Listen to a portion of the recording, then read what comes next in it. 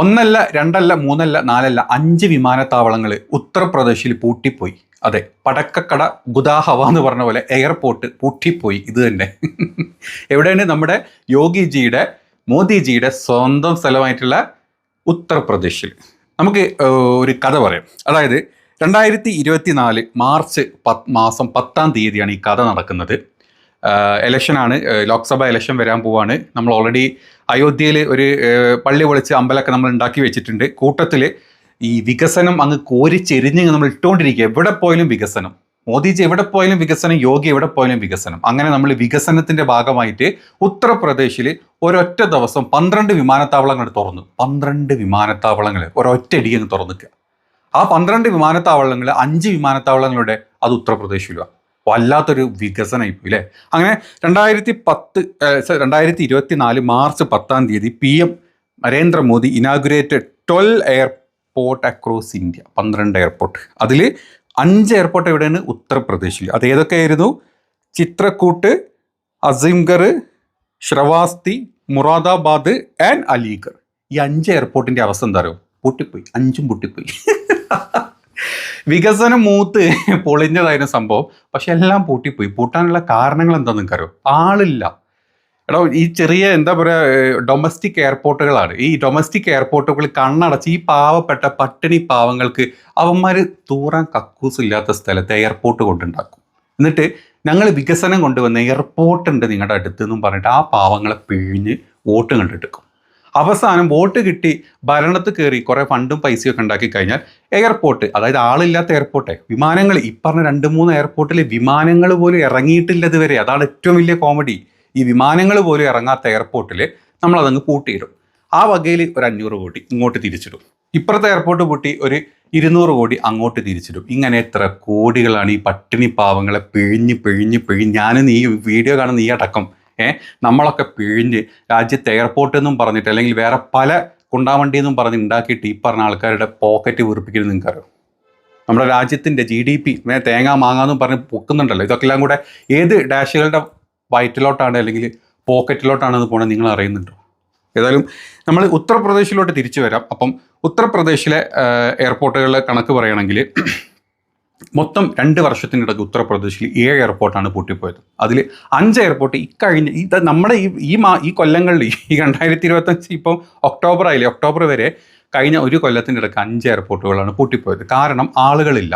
അവിടെ കാശ് കൊടുത്ത് യാത്ര ചെയ്യാൻ അവിടുത്തെ പട്ടിണി പാവങ്ങളെ കൊണ്ട് പറ്റുന്നില്ല. അവർക്ക് അതിനുള്ള കാശില്ല. ബസ്സിൽ പോലും പോകാൻ പറ്റാത്ത ആൾക്കാരാണ് അവിടെ ഉള്ളത്.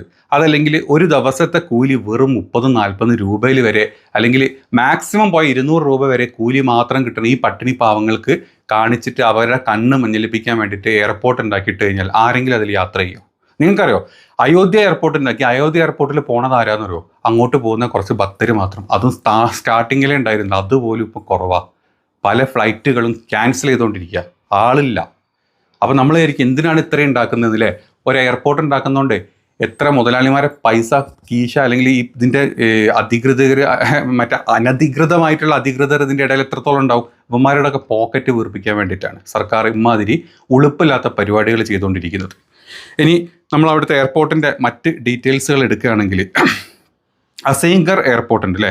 അസീംഗർ എയർപോർട്ടിൻ്റെ flight operated between Azamgarh to Lucknow. ഈ 2 ലക്നൗവിലേക്കും അസാംഗറിലേക്കും പോകാനുള്ള എയർപോർട്ടുകളാണ് കേട്ടോ. ഇതിൻ്റെ ഫ്ലൈറ്റ് ചാർജ് വരുന്നത് 1600 രൂപ മുതൽ 1500 രൂപ വരെ മാത്രമാണ് കേട്ടോ ഇനീഷ്യലി ഇതിൻ്റെ ഫ്ലൈറ്റ് ചാർജ് വന്ന്. അതുപോലും കൊടുത്ത് ആ പൈസ പോലും കൊടുത്ത് യാത്ര ചെയ്യാൻ ആളെ കൊണ്ട് പറ്റുന്നില്ല. ആൾക്കാർ റോട്ടിൽ, ബസ്സുകളിൽ തൂങ്ങി പിടിച്ച്, ട്രെയിനുകളിൽ, നിങ്ങൾക്കറിയാം UP ട്രെയിനിൻ്റെ അവസ്ഥ എന്താണെന്നില്ല. ചില്ല വരെ പൊട്ടിച്ച് ഒരുമാതിരി വൃത്തികെട്ട കക്കൂസ് പോലെ ആക്കിയിട്ടുള്ള ട്രെയിനുകളിൽ യാത്ര ചെയ്യുന്ന ആൾക്കാരാണ്. അവർ ഈ പറഞ്ഞ എയർപോർട്ടിൽ യാത്ര ചെയ്യില്ല. അതുകൊണ്ട് ആ എയർപോർട്ട് നമ്മളങ്ങോട്ട് പൂട്ടി. പിന്നെ അലിഗർ എയർപോർട്ട് ഇതേ സെയിം തന്നെ. അലിഗർ ടു ഫ്ലൈറ്റ് ലക്നൗവിലോട്ട് പോകുന്നതായിരുന്നു. അതും ഡിസ്കണ്ടിന്യൂ ചെയ്ത് വിത്തിൻ എ മന്ത്. ഓപ്പൺ ചെയ്തിട്ട് 1 മാസത്തിൻ്റെ ഇടക്കാണ് ആ എയർപോർട്ട് ക്ലോസ് ചെയ്ത് കളഞ്ഞത്. പിന്നത്തെ എയർപോർട്ട് മൊറാദാബാദ് എയർപോർട്ടായിരുന്നു. ഫ്ലൈറ്റ് ടു ലക്നൗ, സെയിം ലക്നൗവിലോട്ടായിരുന്നു flight. But operational were latest suspended. അതും സസ്പെൻഡ് ചെയ്തു. വിത്തിൻ 4-5 മന്ത്സിൽ അതും നമ്മൾ പൂട്ടി.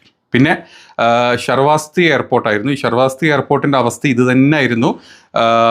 ഇത് ഇഷ്യൂ വന്നത് വെച്ചാൽ ഫയർ, അതായത് 523 രൂപ മാത്രം ആ ഫസ്റ്റ് ഡേയിൽ ഫ്ലൈറ്റ് ചാർജ് കൊടുത്തു, ഇത്ര കൊടുത്താൽ മതി എന്നും പറഞ്ഞ് അത് തുടങ്ങി. അത് കഴിഞ്ഞിട്ട് പിന്നെ ഇതിൻ്റെ എമൗണ്ട് കൂട്ടാൻ തുടങ്ങിയപ്പം ആൾക്കാരെ കൊണ്ട് പറ്റുന്നില്ല. അങ്ങനെ ആ എയർപോർട്ടും പൂട്ടി. പിന്നെ അടുത്തത് പൂട്ടിയ മറ്റൊരു എയർപോർട്ടാണ് ഷർണാപൂർ എയർപോർട്ട് കേട്ടോ. സഹർണാപൂർ എയർപോർട്ട്. ഓക്കെ, അങ്ങനെ സഹർണാപൂർ എയർപോർട്ട് വിർച്വലി ഇനാഗുറേറ്റ് ചെയ്താണ് ഇന്ന് ഒക്ടോബർ 20, 2024 മോദിജി അന്ന് തുടങ്ങിയതായിരുന്നു. അങ്ങനെ ആ എയർപോർട്ട് മുംബൈയിലുള്ള എയർപോർട്ട് കേട്ടോ. ആ എയർപോർട്ട് നമ്മൾ സൂറത്ത് മുംബൈയിലോട്ടുള്ള ഫ്ലൈറ്റുകളായിരുന്നു അവിടെ ഉണ്ടായിരുന്നത്. ആ എയർപോർട്ട് നമ്മൾ പൂട്ടി. ഇങ്ങനെ പൂട്ടി എയർപോർട്ടിൻ്റെ കണക്കെടുത്ത് കഴിഞ്ഞാൽ മക്കളെ കണ്ണ് തള്ളിപ്പോവും. ആദ്യത്തെ 5 എയർപോർട്ട് അങ്ങ് യു പിയിലാണെങ്കിൽ പിന്നത്തെ എയർപോർട്ടുകൾ ഒന്ന് മീററ്റിൽ പൊളിഞ്ഞു, ഒന്ന് നോയിഡയിൽ പൊളിഞ്ഞു, ഒന്ന് ലഖീംപൂറിൽ പൊളിഞ്ഞു, ഒന്ന് ലളിത്പൂറിൽ പൊളിഞ്ഞു, ഒന്ന് സോൻ ബഹദൂർ എയർപോർട്ട് ഇത് പൊളിഞ്ഞു. ഇങ്ങനെ ആകെ മൊത്തം ടോട്ടൽ 12 എയർപോർട്ടാണ് മക്കളെ പടക്കക്കട കുദാ ഖവ എന്ന് പറഞ്ഞ പോലെ എയർപോർട്ട് പുടും തന്നെ പൂട്ടിപ്പോയത്. എന്നിട്ടാണ് നമ്മൾ ഇവിടെ കിടന്നിട്ട് നമ്മുടെ സുരേന്ദ്രനും മറ്റ് മലർ വാണങ്ങളും, അങ്ങനെ വേണ്ടത് വേണ്ട, സംഘി മലർ വാണങ്ങളും കൂടെ ഇവിടെ കിടന്ന് പറയുന്നത് നിങ്ങളങ്ങ് യു പിയെ കണ്ടുപഠിക്കൂ, നിങ്ങളങ്ങ് ബീഹാറിനെ കണ്ടുപഠിക്കൂ, അതല്ലെങ്കിൽ നിങ്ങളങ്ങ് ഛത്തീസ്ഗഡിലോട്ട് നോക്കൂ. ആ നോക്കൽ മാത്രമേ ഉണ്ടാവുള്ളൂ. അവിടുത്തെ അവസ്ഥ കേരളത്തിൽ വന്നാലുണ്ടല്ലോ പട്ടിണിയിടം ചാവേണ്ടി വരും. നമ്മുടെ കേരളം, സ്പെഷ്യലി നമ്മുടെ സൗത്ത് ഇന്ത്യ, എവിടെയാണോ ഈ വാനരന്മാർ അടുപ്പിക്കാത്തത്, ഈ സ്ഥലങ്ങളിൽ ജീവിക്കാനുള്ള സുഖവും സന്തോഷമൊന്നും ഇവിടെ അങ്ങോട്ട് വിട്ട് കഴിഞ്ഞാൽ കിട്ടൂല മക്കളെ, കിട്ടൂല. ഈ ഒരു എയർപോർട്ടിൻ്റെ പേരിൽ ഇങ്ങനത്തെ എന്തൊക്കെ പ്രൊജക്റ്റുകളാണെന്നോ പൈസ മുക്കിക്കൊണ്ടിരിക്കുന്നത്. നമുക്കറിയാം ഡബിൾ എഞ്ചിൻ സർക്കാരിൻ്റെ അവസ്ഥയിലെ ആന്ധ്രാപ്രദേശും ഈ പറഞ്ഞ ബീഹാറിലും നായിഡും അതുപോലെ നിതീഷും കൂടെ താങ്ങി നിർത്തിയിട്ടാണ് മോദിജി ഇപ്പം ഇങ്ങനെ ഇരിക്കുന്നത്. അല്ലെങ്കിൽ ഒരു താങ്ങ് പോയാൽ പോലും ഇങ്ങനെ വികാൻ പോകുന്ന അവസ്ഥയിലാണ് നമ്മുടെ മോദിജിയുടെ, നമുക്ക് എല്ലാവർക്കും അറിയാം. അപ്പോൾ ഈ താങ്ങലിന് എത്ര കോടികളാണ് ഈ വഴി ഇങ്ങോട്ട് ഇറങ്ങുന്നത് നിങ്ങൾക്കറിയാം.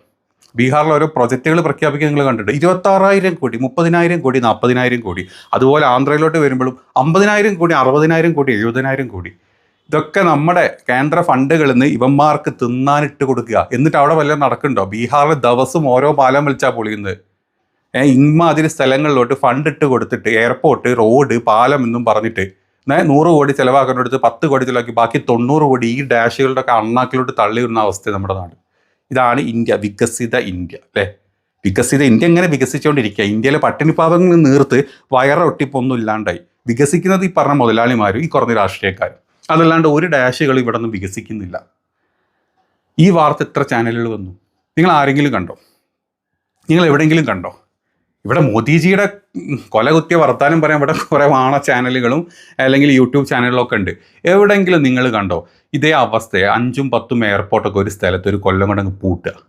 അത് ഒരു കൊല്ലത്തിന് മുമ്പ് ഉദ്ഘാടനം ചെയ്ത എയർപോർട്ടാണ് ഒരു വിത്തിൻ 1 ഇയറിനുള്ളിൽ പൂട്ടിപ്പോകുന്നത്. ഒരൊറ്റ വിമാനങ്ങൾ പോലും പറക്കാണ്ടാണ് ഇതിൽ 1-2 എയർപോർട്ട് പൂട്ടിയത്. അപ്പോൾ പിന്നെ എന്തിനാണ് ആ എയർപോർട്ട് ഉണ്ടാക്കിയെന്നുള്ള ചോദ്യം ആരെങ്കിലും ചോദിച്ചിട്ടുണ്ടോ?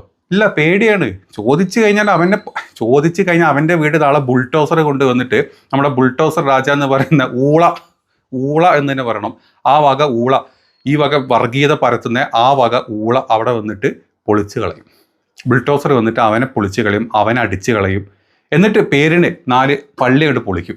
അതിൻ്റെ താഴത്ത് ലിംഗം ഉണ്ട്, നമ്മൾ അത് പൊളിക്കാൻ പോകുമെന്ന് പറയുമ്പം ഈ പാവപ്പെട്ട ഒരു എയർപോർട്ട് മറന്നിട്ട് ലിംഗം പൊളിക്കാൻ, അല്ലെങ്കിൽ ലിംഗം കുത്തിയെടുക്കാൻ അങ്ങോട്ട് ഒറ്റോട്ടാ. എന്നിട്ട് പള്ളി പൊളിക്കുക, മുസ്ലിങ്ങളെ വീട് പൊളിക്കുക.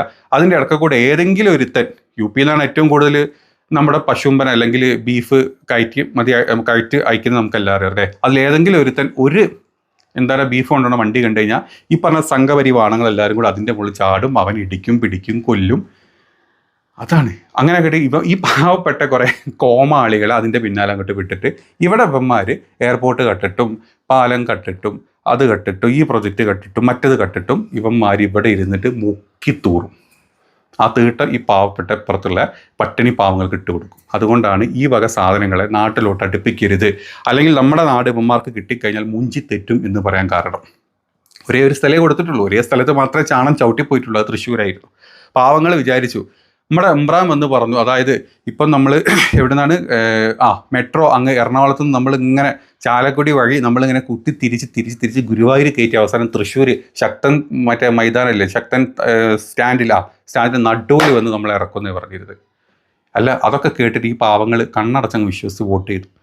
അല്ല ചേട്ടാ, ഇപ്പം മെട്രോയിൽ ഞാൻ അങ്ങനെയൊന്നും പറഞ്ഞിട്ടില്ലല്ലോ. ആര് പറഞ്ഞു? ഞാൻ അങ്ങനെയൊന്നും പറഞ്ഞിട്ടില്ല, തമ്പ്രാനൊന്നും പറഞ്ഞിട്ടില്ല. പ്രജകൾ വെറുതെ ചിലക്കരുത്, മിണ്ടാണ്ട് അവിടെ ഇരുന്നോളാം. ഇതേ അവസ്ഥയായിരിക്കും എല്ലാവർക്കും കിട്ടുക ഇവന്മാരെ അടുപ്പിച്ച് കഴിഞ്ഞാൽ. അതേ അവസ്ഥയാണ് അവിടെയൊക്കെ കിട്ടിക്കൊണ്ടിരിക്കുന്നത്. ഇതേപോലെ എയർപോർട്ട് ഉണ്ടാക്കാമെന്ന് പറയും, സ്ട്രക്ചർ എയർപോർട്ടൊക്കെ ഉണ്ടാക്കും, കുറേ പൈസ അങ്ങ് എടുക്കും. അവിടെ ഒരു ഞാൻ പറയാം, സത്യം പറഞ്ഞാലേ ഫ്ലൈറ്റ് പോയിട്ട് മറ്റേ തുമ്പി പോലെ ഇറങ്ങാത്ത അവസ്ഥയിലാണ്. മനസ്സിലാക്കി ഇനിയെങ്കിലും ഇവന്മാർ ആളുകളെ പറ്റിക്കുന്ന ഏതൊക്കെ രീതിയിലാണെന്നുള്ളത് അറ്റ്ലീസ്റ്റ് മനസ്സിലാക്കിയിട്ട് വോട്ട് കൊടുക്കുക പ്ലീസ്.